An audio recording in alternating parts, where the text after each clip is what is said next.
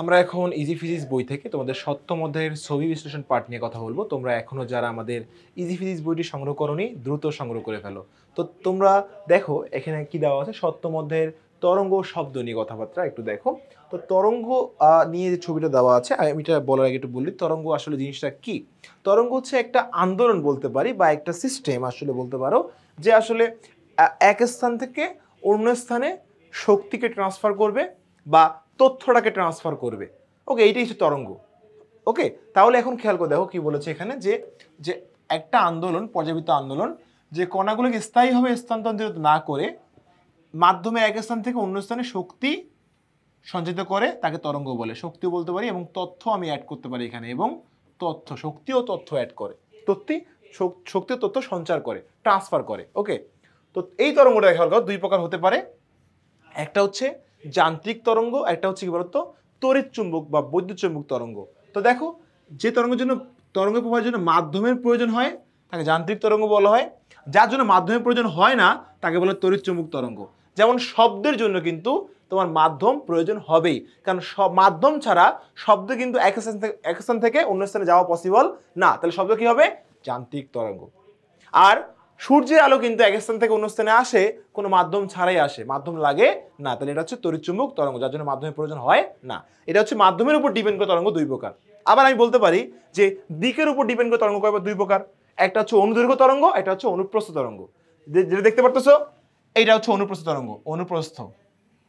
ওকে, আর অনুদৈর্ঘ্য কোনটা? অনুদৈর্ঘ্য হচ্ছে সমান্তরালে কম্পিত হবে। ওকে, সমান্তরালে কম্পিত হবে এভাবে এভাবে, সমান্তরাল, এটা কিন্তু সমকোণে কম্পিত হচ্ছে। ওকে, আর অনুপ্রস্থটা হবে সমান্তরালে কম্পিত হবে 0 ডিগ্রি। ঠিক আছে, যেটা এমন হইতে পারে সমান্তরাল, একবারে সমান্তরাল এভাবে কম্পিত হতে পারে। দেখো এখানে ল্যামডা, এটা ল্যামডা দেওয়া আছে কেন ভাইয়া? এই যে এইটা হচ্ছে পূর্ণ দৈর্ঘ্য একটা, এখান থেকে এই যে উপরে যাওয়া একটা, নিচে আসা, এটা হচ্ছে পূর্ণ একটা স্পন্দন ল্যামডা। তোমার বেসিক পার্টে ভালোভাবে বুঝেছো? তো এটাকে আমরা ল্যামডা বলতে পারি।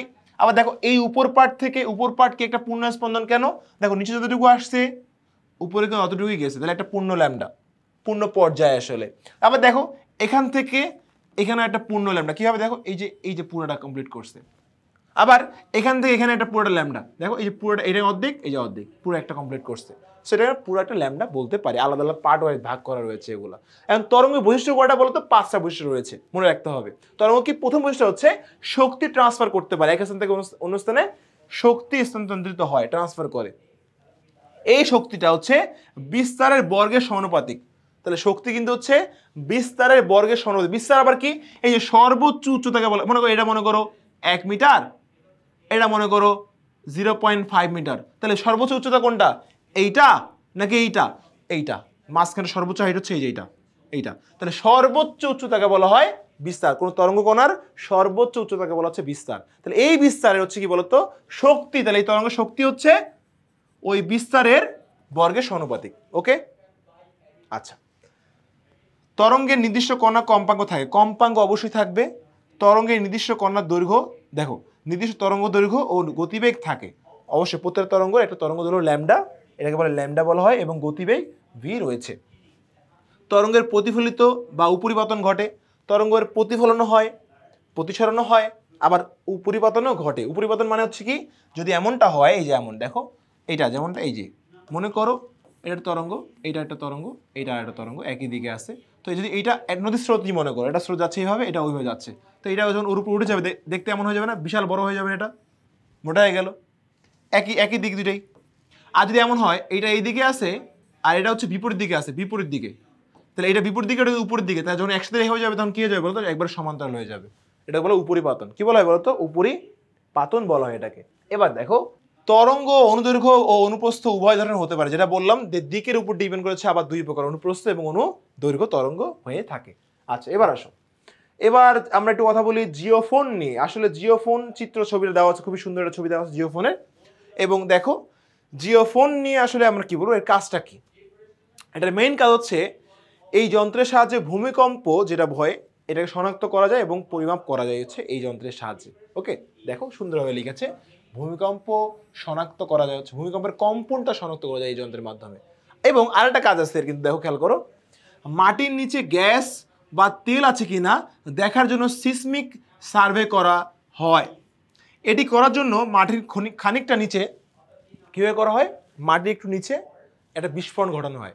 তো বিস্ফোরণ যখন ঘটানো হয় ওর শব্দগুলো কিন্তু মাটির চারপাশে কিন্তু নিচে প্রতিফলিত হয়ে যায়, প্রতিফলিত হয়ে একটা কিন্তু কি বলতো একটা ইমেজ তৈরি হয়, থ্রিডি ইমেজ তৈরি হয়। দেখো খেয়াল করো, বিস্ফোরণের শব্দ মাটির নিচে গিয়ে বিভিন্ন স্তরে প্রতিফলিত হয়ে উপরে ফিরে আসে এবং জিওফোন নামে বিশেষ এক ধরনের রিসিভার, এই যেটা ঠিক আছে, এই যে যন্ত্রটা রিসিভ করে সেই প্রতিফলিত তরঙ্গকে ধারণ করে সমস্ত তথ্য বিশ্লেষণ করে মাটির নিচে থাকা নিখুঁত ত্রিমাত্রিক 3D ছবি বের করে দেয়।